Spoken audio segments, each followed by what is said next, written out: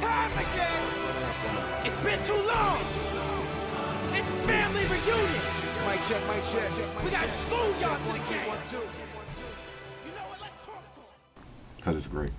So we got to make them wait for it? Honestly, that would probably be the best explanation for it. The album is great, and I guess the label wants to capitalize off of it being so great. I don't know if they really knew what they were getting themselves into when they were dealing with me, and vice versa.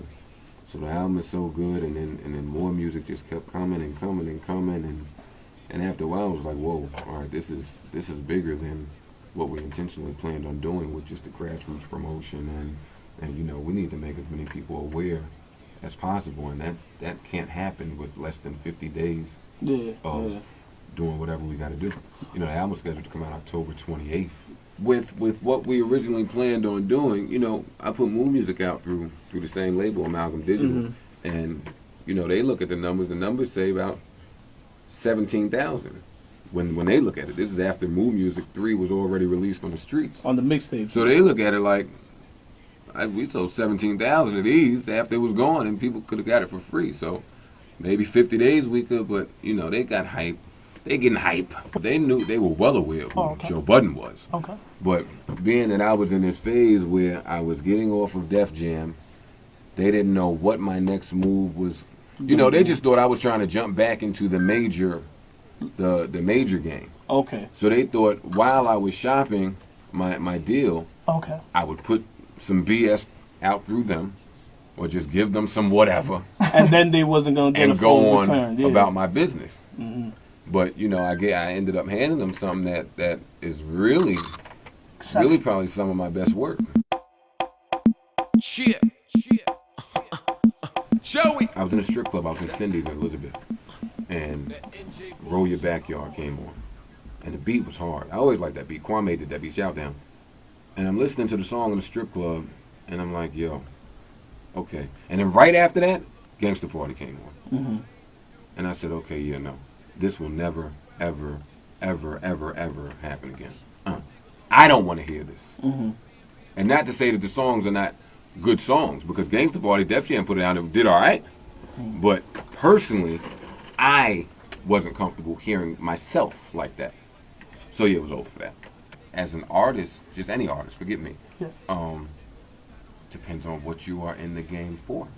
Some people could really care less about a core audience.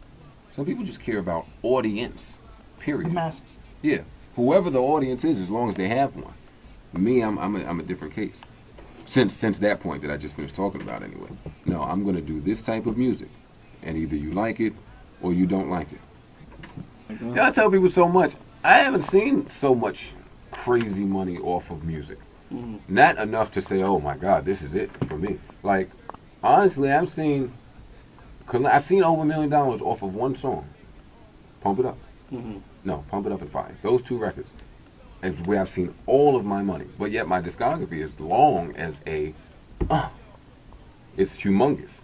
So I mean, the amount of work that you have to put in for the payoff, it just depends on what people want to do. Depends on what you want out of this game.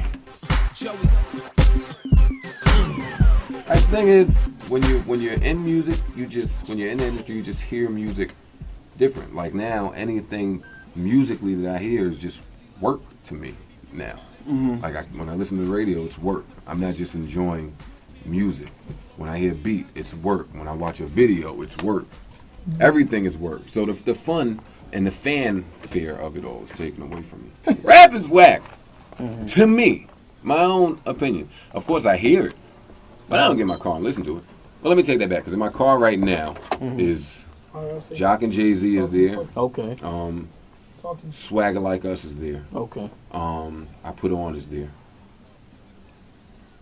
And then the rest is just rock and the rest is something else. Like whatever I am feeling in hip hop at the moment, I'll throw it on a CD, put it in the car, put it on an iPod, and that's it.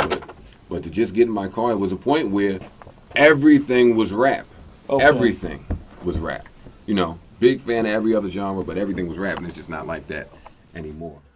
I went away at age 17, 18. I went to institution called the Newark Renaissance House in Newark.